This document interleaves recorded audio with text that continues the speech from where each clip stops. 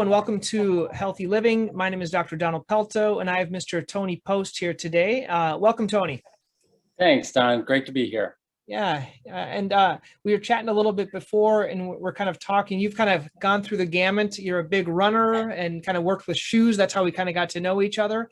So tell me a little bit, if you could talk to yourself 30 years ago, what would you tell yourself in terms of helping you with your health and staying active and staying healthy and in good shape and things like that? That's a great question, but I think one of the things that I do differently today than maybe 30 years ago is I probably overtrained a lot in my youth, and I, pushed too hard and was probably injured more often than I should have been. Yeah. I was, trying to break through as a runner, as you mentioned, but I've been active in a lot of different sports and athletics my whole life. And I'd always been pretty competitive, and to get good at something, there's always just been this urge to, put everything into it. And sometimes, you need a little more balance in your life. And so that's what I would probably advise myself, is to, take more of a long-term approach and do a variety of things and introduce a little more balance into your life. Yeah. Tony, we recently did a chi running workshop. I don't know if you're familiar with chi running. Sure. Yep. Of course. Yeah. And that one of the premises is that you kind of run slow to run fast. You learn. It's hard. It's hard to do that. Yeah. I mean, I think that, the question is really, what do you want in your life? What are the goals that you have? Is your goal to become a competitive runner? Is your goal to be healthy and live a long life and have a good health span? So, 1/10% of the population is probably going to be really trying to compete. And then, more people are just trying to get healthy, enjoy life. And then there are some people that fall kind of maybe somewhere in between. They want to improve and are willing to push themselves a little bit more to see what they can do, but they realize that they're probably not going to be in Tokyo in a couple of weeks. And what have you learned over the years in terms of, let's say, workout life balance? Because I remember talking to my partner here, Dr. Feldman, when he's training for a lot of these things, there's not really much balance there. And did you go through that, or what? Do you have any tips for people that are wanting to kind of start exercising? For the majority, they might not be doing anything. How do you get going? What's the best way to get going and do that? Yeah, so I always had a saying, even elite athletes talk about this from time to time. A big part of it is just getting out the door. It's just getting started, just get your body moving, and I think it's important to listen to your body. Another thing we used to do is, Tuesday nights we're going to be speed workout, and there are days when you just don't feel fast or you don't feel ready for that. And I think today, I would probably be more flexible with myself and try to modify. And on days that you feel great, you feel strong, maybe push yourself a little more. And if you, don't really feel it that day, it's okay to go easy or even take a day off.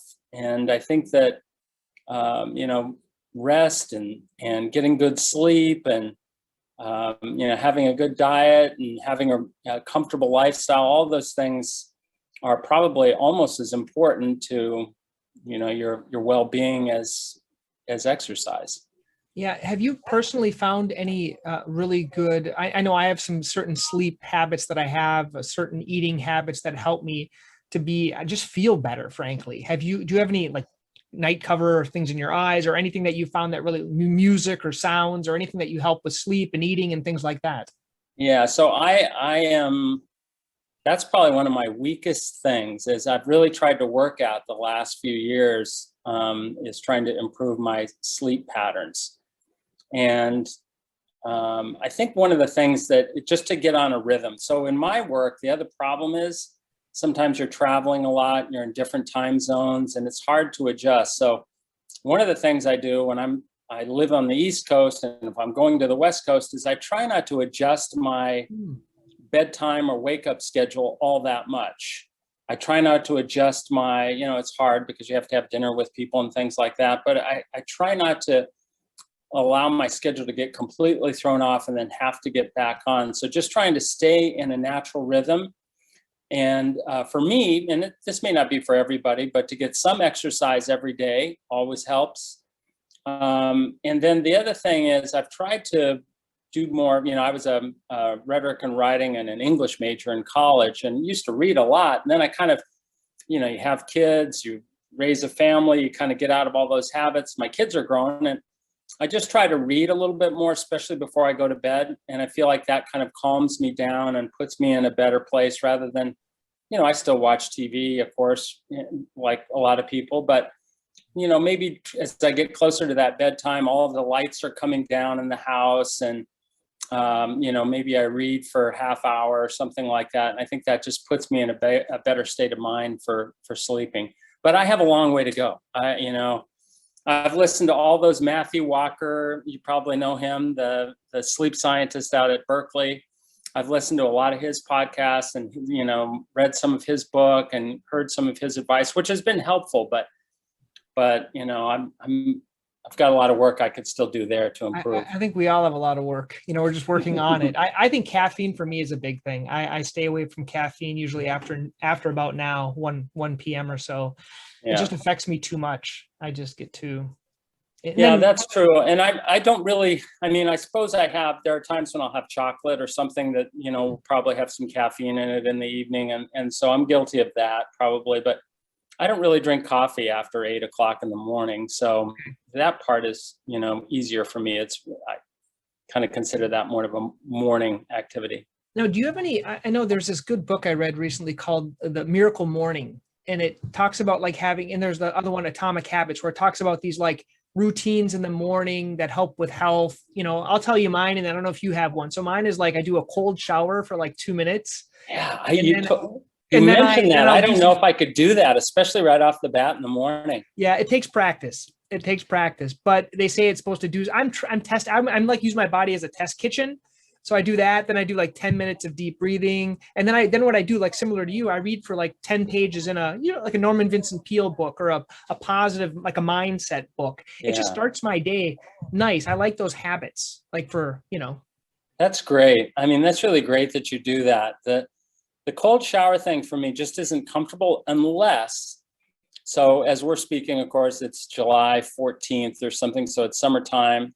If I've been outside and done a really kind of hot workout, or today I was on the Peloton bike and it was a pretty intense interval workout. So my body temperature was really high. So, I do, then it's really comfortable to take a cold shower. I don't finish cold. I start cold and then kind of finish more in a, comfortable natural temperature, but it helps kind of bring my body temperature down. And maybe that's, I don't know. I just do it to help me cool off, but maybe it's got some other benefits. They say there's some other, like whatever, they say it causes vasoconstriction, makes your blood vessels get smaller, and it kind of makes you be hyper present. And so there's certain benefits. Well, it's basically a lot of the work we're doing within podiatry now for tissues that don't recover in the normal 6 to 8 week period. What we're doing now is whacking the heck out of them with shockwave. Well, basically it's injuring it again. And so I think a lot of these things we're doing, like fasting, it's injuring your body. Yeah. Cold showers, it's injuring your body. Holding your breath, it's, a lot of these things we're injuring it because our body is naturally perfect. Yeah, it's naturally always trying to recover. Yeah. That's interesting. Tony, now talk a little bit about, like, how did you get into shoes? Like, you're an English major. How did you get into shoes and things like that? So if anyone doesn't know, Tony, you started, or you still have, Topo, right? Yes, I started a shoe company called Topo Athletic, or we just call it Topo a lot of times, probably 10 years ago, almost, maybe a little less than that. So we make shoes for running, hiking, trail running, walking. Yeah, exactly. So the whole concept behind Topo is a lot of it's in the fit. I've been in the footwear industry for a long time, over 30 years, and learned a lot about how to make shoes that are healthy and fit well. So all of our shoes have a really roomy toe box, so lots of room for your toes to spread and splay naturally, which, as you know, is so important for a variety of things. It's just a more natural way to be, but it's also better for balance, agility, a sense of control, comfort. But I don't like just a wide fitting sloppy shoe. So they fit snug in the waist, secure in the heel. So the shoe still feels like an extension of your body, even though there's all this room for the toes to splay naturally. And then everything is built on a low drop platform. And sometimes people think that that means not a lot of cushioning underneath, which is not necessarily the case. We do make some shoes that don't have a lot of cushioning under the foot, but we also do make some that do have more cushioning. What we mean by low drop is that the heel of the foot, if this is the heel and these are the toes, the heel and the forefoot are more or less on a level plane. And so we have a little bit of drop in some shoes. Some shoes have zero drop, but we always try to retain that more neutral plane, which again, we think is really important for stability, you know, and probably improves posture and is a more natural activation through the gait cycle. So, so those are some of the ingredients that you know, we try to incorporate in Topo. Your question, and I think I'll finally get to answer it here now, is how did I kind of get into this world? So I was a runner. I grew up in Colorado, ran track and cross country at University of Tulsa in Oklahoma. And after I graduated, I wanted to move to an area where there were better runners to train with. And so I moved to the Boston area. It was one of the places back in those days. There was this guy named Bill Rogers, who was, you know, pretty fast, won New York and Boston 4 times each. And there were a lot of great runners in this area. So there were good people to train with and work out with. I was, you know, probably never going to be a world-class runner. So I also needed to find a job, especially back then, amateur athletics, you know, you couldn't really make a living at it. And so like a lot of runners, I kind of ended up in the shoe industry. And Bill Rogers, believe it or not, was a spokesperson for this little casual shoe company called Rockport. And so that's where I started my career, was at the Rockport company. And I had great mentors, great teachers, and kind of coming up through the brown shoe, as they would call it, versus athletic shoe side, I learned a lot about craftsmanship and shoe construction and all of these different, you know, kind of older techniques in shoe assembly and manufacturing. And you know, Rockport was a brand that was known as, you know, making very comfortable shoes and had some really great techniques and methods for doing that. So it was a good foundation for my, you know, starting out. And I was there for 15 years, ended up running all the product and marketing eventually. And then, as some people know, I went from there to Vibram, or some people say Vibram, which is a company that makes sole platforms for a lot of different shoe companies. And so I ran the US company there. And then we also launched our own finished product called 5 Fingers, which a lot of people may remember was the shoe with the 5 toes. And I liked that concept as a way to be able to train to strengthen the muscles in the feet, lower legs. In some ways, it probably got a little carried away with, you know, people who overdid it, running long distances in those shoes that probably weren't prepared to. But the concept of using your body in a natural way is still a really relevant concept. And so that was kind of my foundation. I worked there for 11 years, I guess. So that was my foundation before starting Topo. Wow. And you know, one thing I didn't know, you were probably in Vibram when I started noticing this. Like every single shoe, not Vibram shoes, had the Vibram sole. And I'm thinking, what a great, it's kind of like everyone buys the same zippers from every, you know, from one company, and everyone, you know, why not? If you're the best sole producer, sell soles to everyone. You don't need to make the shoe. You can just make the sole. Yeah. And it's funny. I mean, you say that today, but actually when I started at the US company, we actually only had 4 customers. So the folks in the company did a great job of expanding the brand. And we used to design and create platforms for a lot of different people, everything from, you know, at one point, I think we had 6 programs in Nike, and Nike has, you know, enough resources to, they certainly, you know, didn't need to have Vibram, but they wanted to use our approach and our ideas. And so everything from that to even little startup companies, you know, we worked with a wide range of companies. So it was really a fun, interesting education to see how all these different companies worked as a component supplier. Now, I'm just, all I can think of is China. Like, was this before Rockport? Was this American made, or did you have to fly to other countries to work on this? Like, how did that work? when I started my career at Rockport did actually manufacture in 2 factories in the US, but most of our manufacturing at that time was in Europe. And so we were making shoes in Portugal, would have been a popular place for us to make shoes. In what was formerly Yugoslavia, we made them up in Slovenia and Croatia, those regions of the world. We made shoes in Italy, of course, and a lot of our suppliers were in Italy, so that the last maker, all shoes are made on a last, which is a shape, and there's a lot that goes into creating that shape. So our last makers were Italian, a lot of our material suppliers were Italian. And so I spent a lot of time in Europe. Actually, that was a good learning case for me. China didn't come along probably until, well, we started to make shoes in Asia in the early 90s. And then by, I would say, the late 90s, China was starting to come on board as a more important place for people to go make footwear. But they didn't have the level of sophistication then that they do today, that's for sure. Mm-hmm.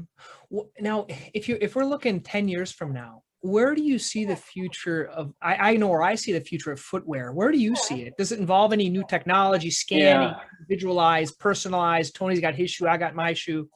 I mean, I would really love to make shoes closer to the source. You know, I feel like we went through this era where, you know, we go to the countries where, and footwear is one of those businesses where there's a lot of handwork, a lot of assembly, a lot of labor, manual labor. So you tend to go to places where the costs of labor are a little lower.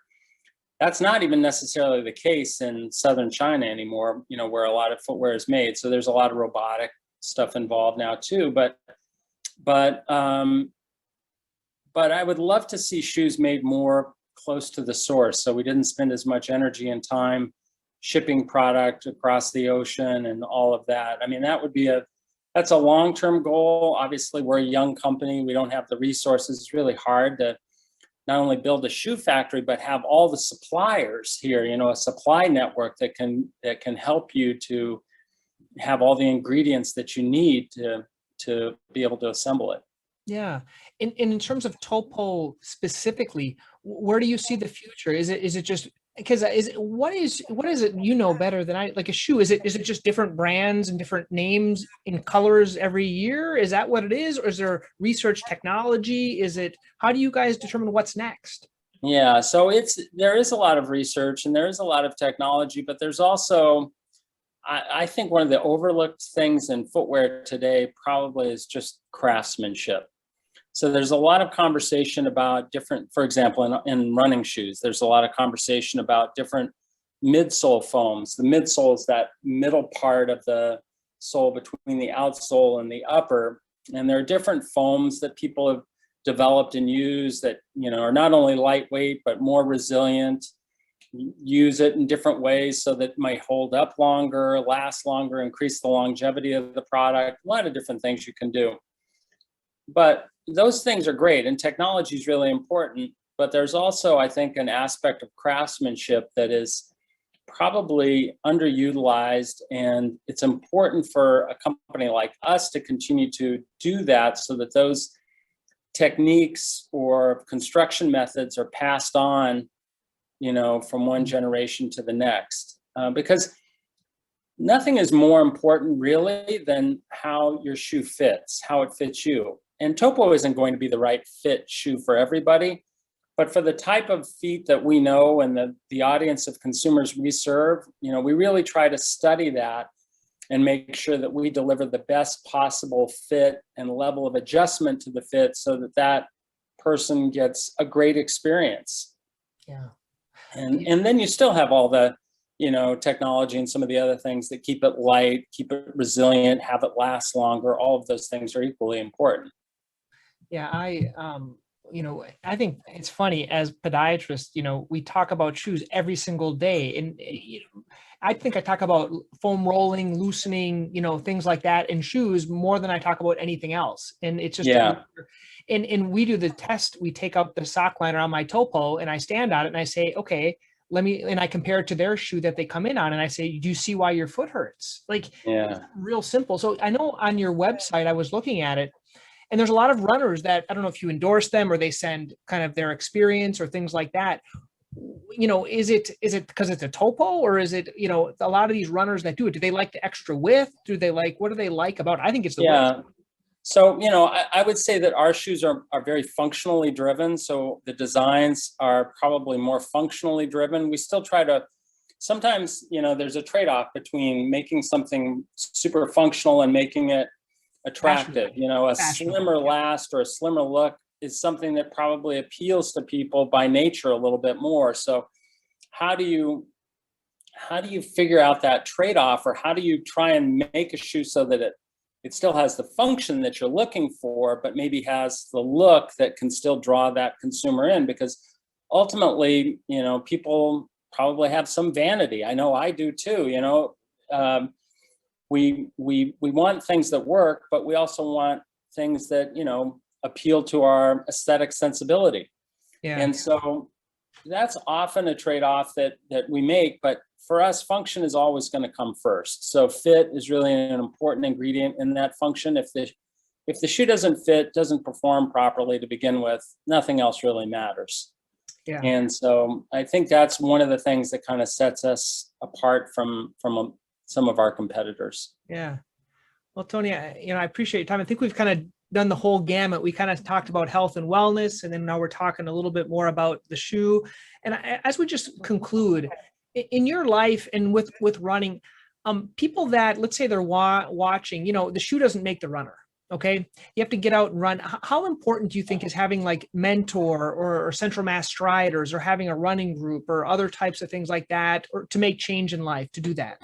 So such a great question. And Don, it kind of reminds me of the other part of the question, which is to say that I don't think, somebody shouldn't look at a shoe as something that's going to fix your problem. You kind of mentioned before about foam rolling, stretching, increasing mobility, addressing strength imbalances. It's really in your body. I mean, we try to make shoes that allow the body to work in a natural way, but it's up to the individual to do things that can make their body be able to perform, their whole life. We're all just trying to stay as healthy as we can our whole lives.